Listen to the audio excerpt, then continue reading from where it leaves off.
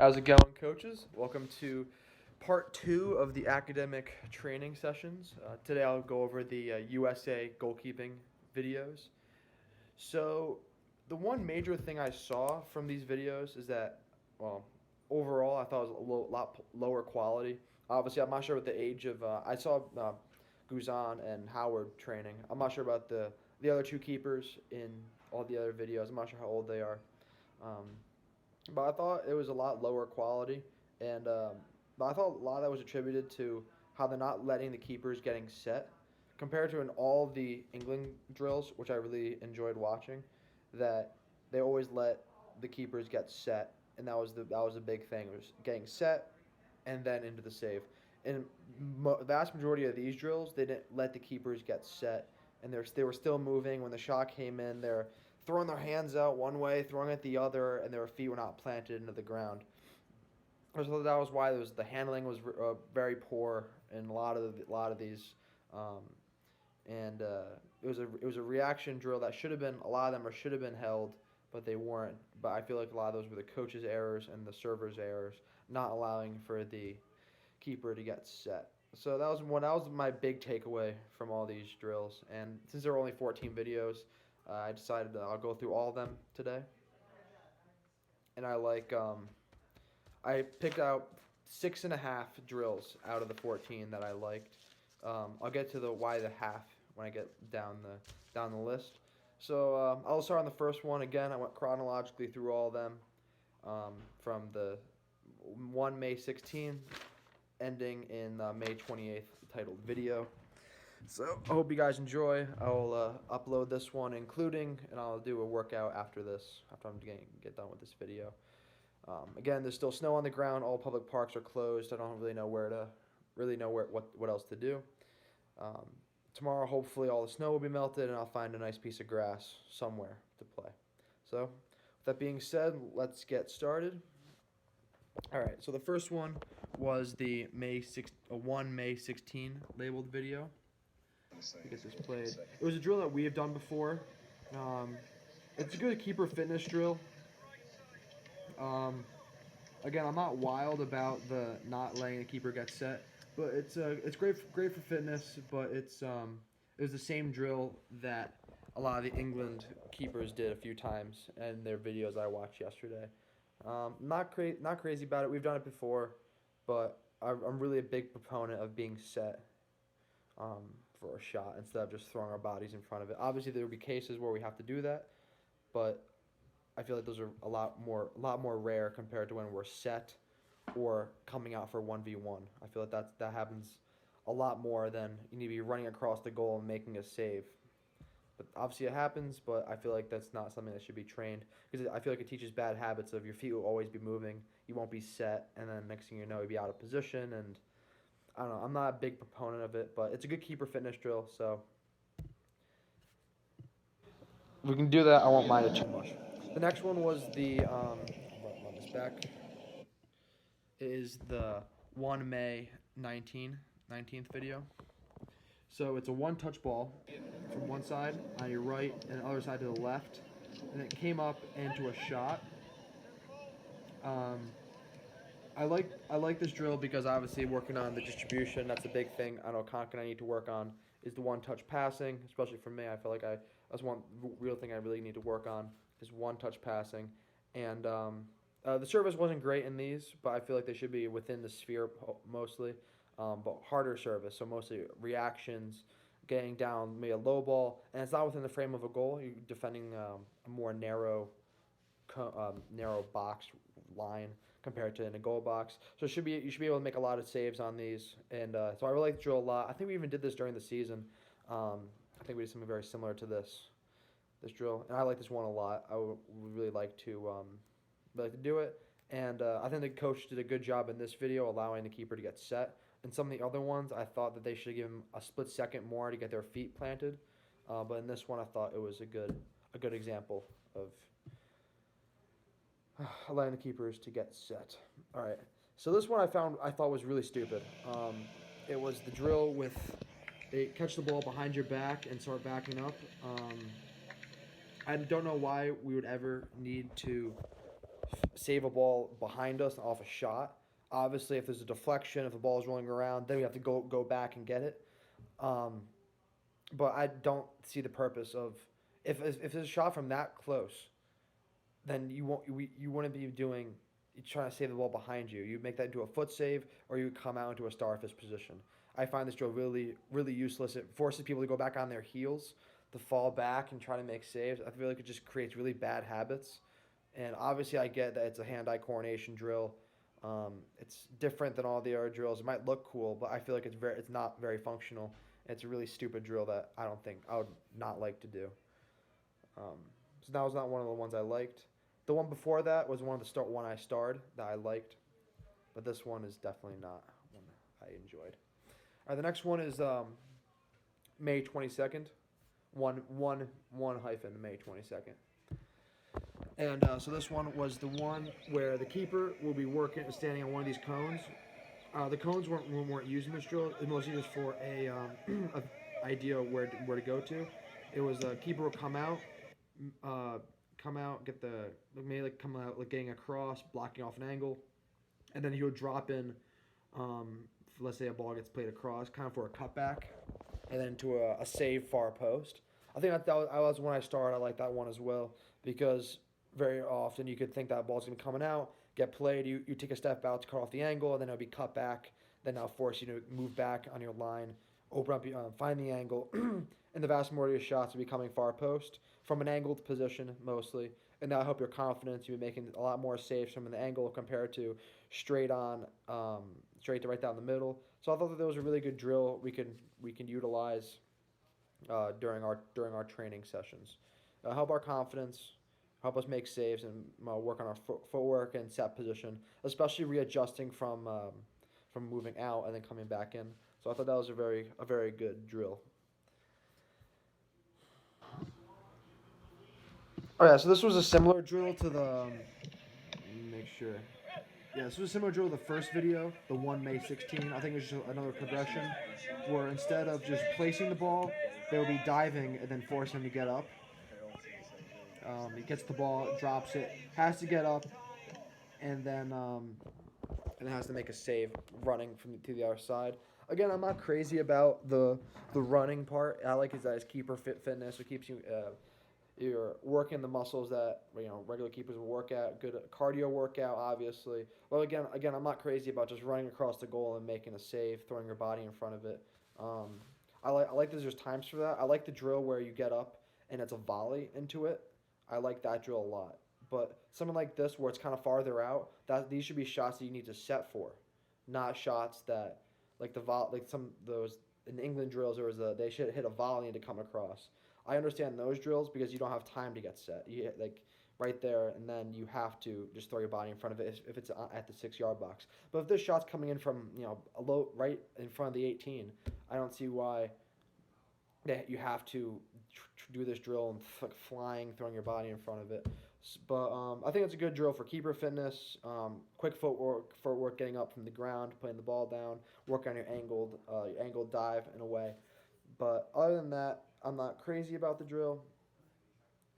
But I think I wouldn't mind it too much. I did like this one though. This is another one I starred. It's a low dive. I think we did this drill as well. Maybe not though. But it's a low dive, and you get up and you have to readjust yourself into the middle of the goal for a shot from the center. All these balls being shot into their sphere of influence for the most part. Don't really need to extend all too much. But I like this drill because it's very similar to, let's say you make a save. A guy's coming on end line and he plays the ball across towards the top of the 6. You dive low and you parry it, but you can't cleanly hold it. This drill will force you to get up, and in a game you have to get up and then drop back to your line.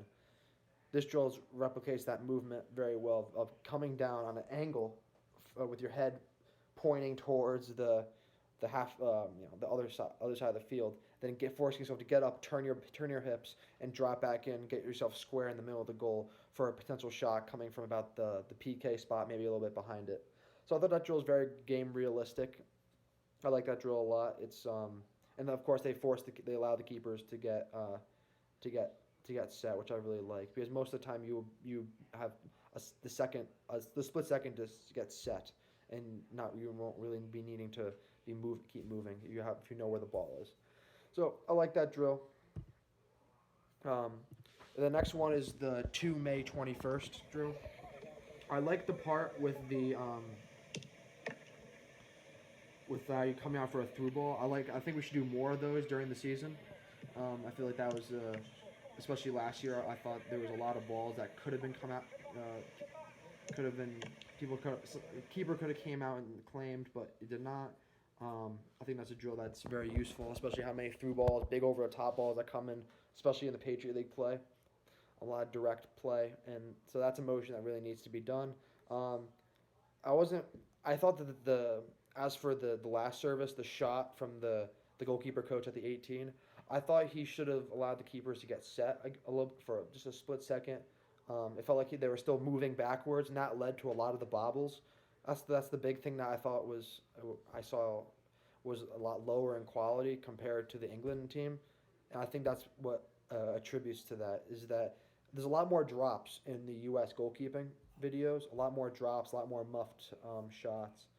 And I think that a lot of that attributes to not allowing the keepers to get set, not decreases their confidence, because in a game you will have that time to get set.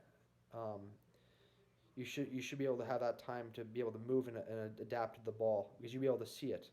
And it's not like you obviously there'll be times where you can't, but in this drill you should be able to have time, especially if it's a shot coming from the 18.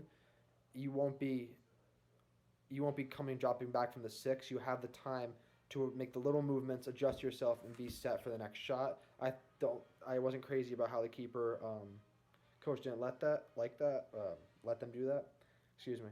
But I did like the part of coming out claiming a potential low through ball. I think that should be implemented in our trainings. Next one is the the third video from May 19th. It's pretty basic. It's just they hop off a cone, come forward a little bit into a shot from a little bit above the 18. They're within the 6. I thought it was just pretty basic. I think we've done this a bunch. I didn't start or anything. I feel like we do this all the time. But then again, I just to reemphasize, I think it's essential to allow the keepers working to get set. And I think Tim Howard didn't do that for a few of these. Allowed for a few drops because the keeper's still moving forward, and your body's moving forward. You won't be able to you're not still. Your hands are all over the place. And that'll allow for a lot more drops. All right, this is another one I liked. It was the fourth video from May 19th. Let me show the full progression. Anyway, so it's a ball that's played back to the keeper. The keeper has to play it back out into two shots, which I like, because obviously for the distribution, that's the big thing we need to work on. It's just playing a ball out of the back. So that would be replicating a back pass from your center back. You swing it out to the other outside back, and then it'll just be into two shots. Just the footwork from getting from where you passed it, allowing you to get set for the shot, and then readjusting for another shot. Very game realistic, working on your feet. That's one big thing we need to work on. That's why I like that drill for May 19. All right, and now let's go to the May 16th was the same drill. Where's that? There we go. May 16th was the same drill as the first one. It was just I think it's just another keeper working. Well, the first video from the one May 16th. So I won't go over that one. Okay, so this one was the next one is the May 19th video. How it goes, it is it's just the 2-touch progression from the one May 19th video. So the ball get played in, 1, 2 touch to the opposite side into a save. Obviously, it's just a 2-touch drill. Same idea, just working on your distribution. Two touch balls, taking a touch, playing out to the other side. just essential goalkeeping stuff that I think that's probably the most realistic thing we'll get. We most of the time we'll have 2 touches, unless if it's a really high press team, then we'll have forced to do 1.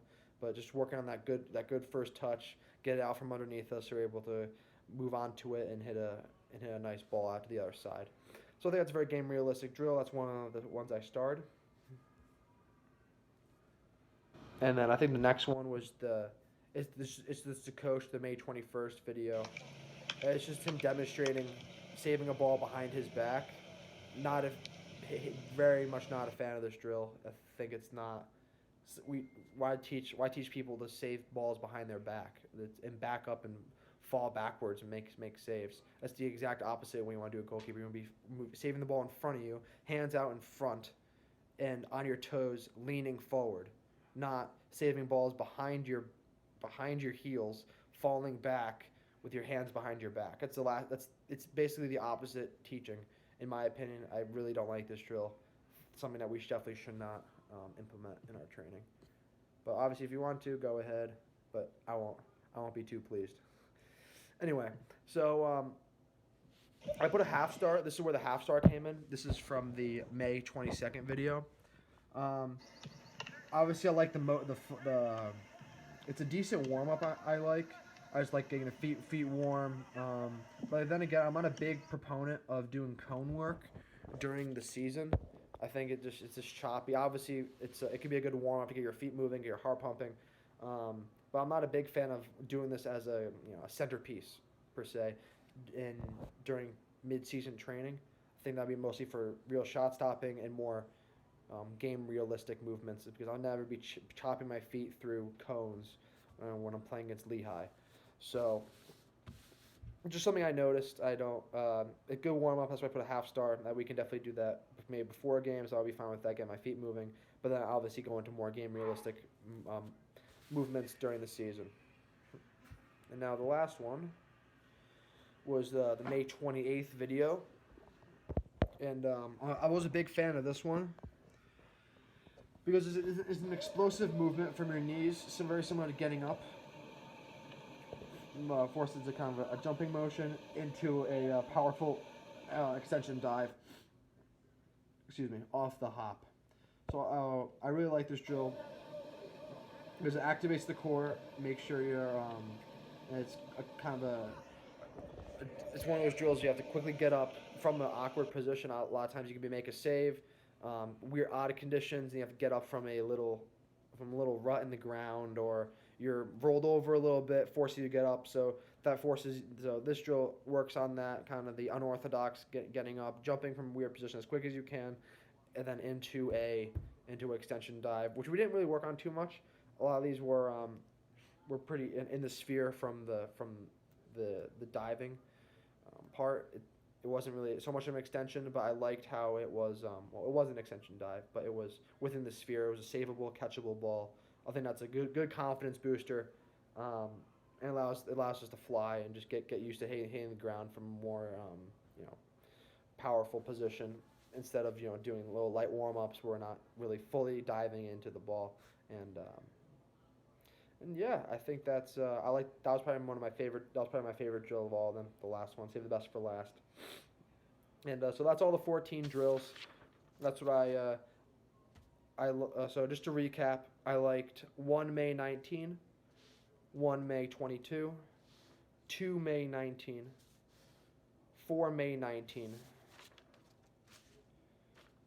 May 19th, half star on the May 22nd. That was the cone exercise. And I liked the most was the May 28th video. Obviously, those are all in chronological order. I went through all of them from left to right, and then I went down, obviously. But anyway, I really enjoyed watching these videos. It gave me something to do. Changed it up. Hopefully you guys are watching these and enjoy the more academic side instead of always just playing soccer and just. Now as Coach Graham said, he wants to look at more like a cerebral outlook at our goalkeeping. So I like this. I had a really good time, and I'm looking forward to. I think every week now we're going to be doing these. So I'll incorporate these once the snow clears up, and I'll be including one of my the workout one after this is concluded in a few seconds. And so give me something else to do. I can't play much soccer right now. Covered in snow, all town parks are closed. So I'm stuck in my backyard, and I'm waiting for that snow to clear up. So anyway, I hope you guys enjoy, and hope you guys like my workout number 1 coming out from Shep's workout packet. So thank you, and I'll talk to you guys soon.